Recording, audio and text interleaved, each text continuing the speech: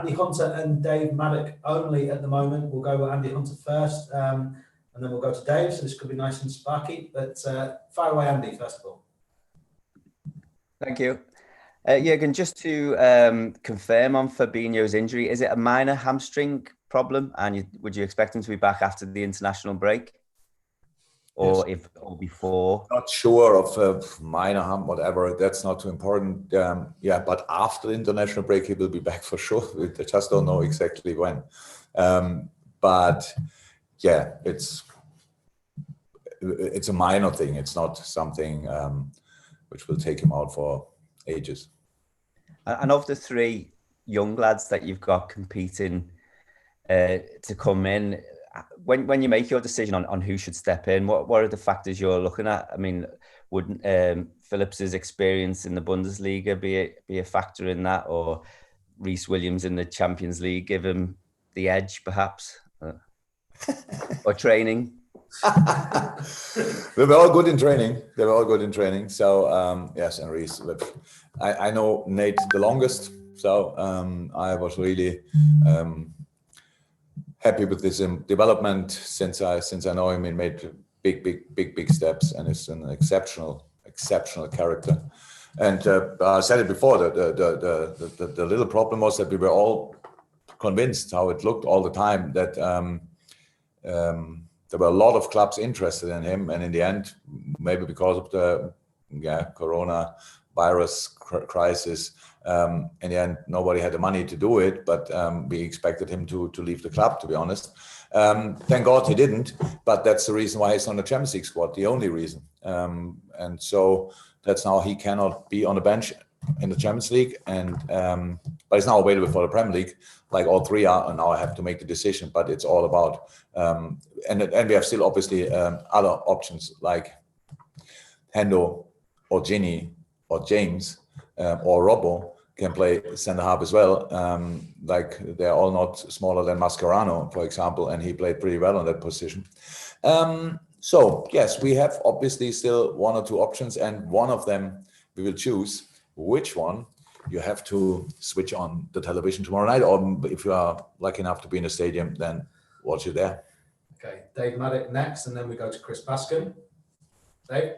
Jurgen, I'm interested what you were saying about it being sort of October, November and December, all being a December. Is that going to completely change this season? Is this season going to be completely different to everything else? Because I'm thinking that, like, even if you drop points, if you have to get through, if you can get through even adequately, then that kind of keeps Liverpool in position, and all the other clubs may be treating it the same as well. Yeah, it is. It's different to everything I ever experienced. It's different to everything I think each coach in the Premier League ever experienced, and I'm not sure if everybody oversaw it before the season when they made a decision about the 3 subs, because that's just as a little example that all other leagues pretty much in the world, I'm not sure, but in Europe for sure, have 5 subs, and England has 3 subs. That makes it a massive challenge. But because 7 clubs in the Premier League play 3 times a week.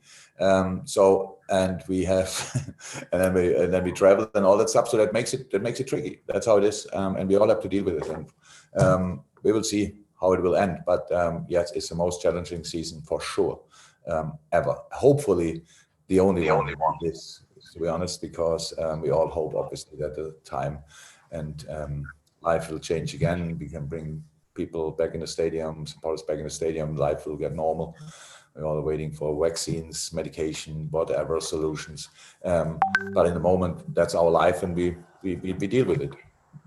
Does it worry you about the impact it will have on the players, though? Because obviously, it's causing the greatest stress that they'll have ever been under in careers too, in terms of that intensity.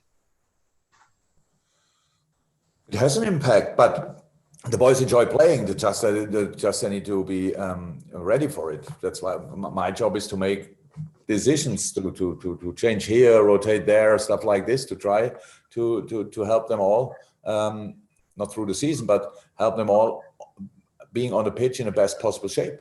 So it's very influential this time, of course, and it will be interesting. So in the summer, after the unbelievable intense season, we will have a European Championship. So and we have first time now triple headers and stuff like this in the international break. So that makes the October a December and the November a December. So there are triple headers in the international break, and that why it's so challenging. Yeah, but in the end, so. We have all the informations on the table, the schedules are there, and we have to deal with it. Fantastic. Chris Baskin, and then to finish, Dom King. Chris? Hi again. I just wondered, do you think, given the injuries that have been, you've got a few allies now, I think Schalke's mentioned it and Lampard's mentioned it, do you think they should think again now, they could change it back to 5 subs? Yes. Yeah. But I don't think it's possible because of the system. I'm not sure. It doesn't help, obviously, when Chelsea has injuries and United and Liverpool and Man City and Tottenham and Arsenal and Leicester. So because there are not enough votes for the rest. So that's the system. So I thought it should have been in the first place. I think for me, it's a lack of leadership to put the question on the table and say, so what do we want with that? It should have been differently sold, if that's the right word, I don't know, already with more information, knowing more what can happen and all these kind of things by Richard Masters. So in the Premier League, just tell the people. So I know you think it's because of that. We never ask for any advantage. One of the top 7 clubs or whatever asked for any advantage. We just knew, because we knew our schedule, it will be incredibly difficult. And to have the best games in the weekend in the Premier League as well, it would have helped. But yes, I think we should overthink it again, to be honest. It looks as though the way things are going, you'll end up with an under-23 league by March. Doesn't it? I mean, it's a fair observation, isn't it? Oh, no. Okay. It's just ridiculous. Sorry that I don't get that joke. So No. I understand the joke. I just can't laugh. Okay, fair enough. There we go. Thank you, Chris. I think in broad agreement. Dom, to finish with the final one. Yeah, you can just on the point about the October, November, and December. You and Man City and other teams in the top 4 have basically treated fans to brilliant football over the last 3 seasons. Do you think this season's basically going to be survival of the fittest, and the most successful teams will be the ones that can physically cope with the demands rather than quality? All the teams have quality, so quality will always be influential, but you need to be lucky 100% with injuries.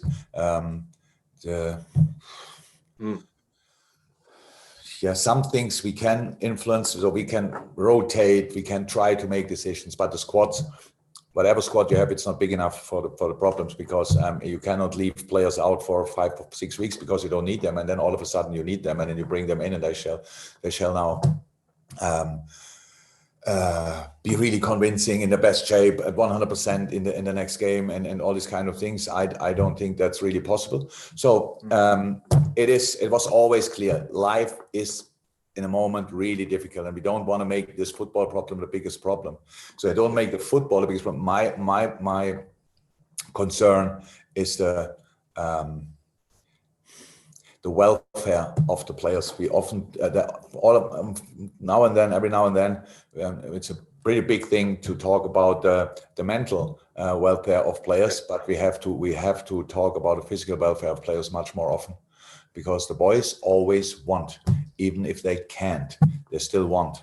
So, but we have to make fixture lists and schedules where they can, when they are able to.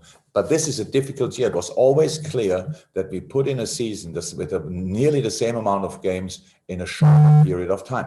So, and we all wanted it. I wanted it. Everybody wanted it. Come on, let's go playing football. It's great. Start later, finish similar, bam, cut off a little bit games here and there, like, the rematches and cup competition, stuff like this. All the rest stays the same. But that's the same in other leagues with lesser teams. So, and they find it challenging. Ask in Germany, they have 2 teams less, they have a different cup competition, stuff like this, not that many games. And for them, it's really challenging. We have more games, all of us, and can change only 3 times. And I remember the little bit or the discussions from pundits and stuff like this around. It was like 5 subs. It's not the same game anymore. No, it is not the same game anymore because the time is different, and we should have thought this 100% through. Don't see it that anybody wants an advantage for whatever. Just see it as it is. It's about players' welfare and nothing else, and was always. Any follow-up, Dom? Thank you. Yeah. Good man, thank you. Welcome. Thanks, everybody, and we'll speak to you after the game, no doubt. Thank you, boss. Thank you.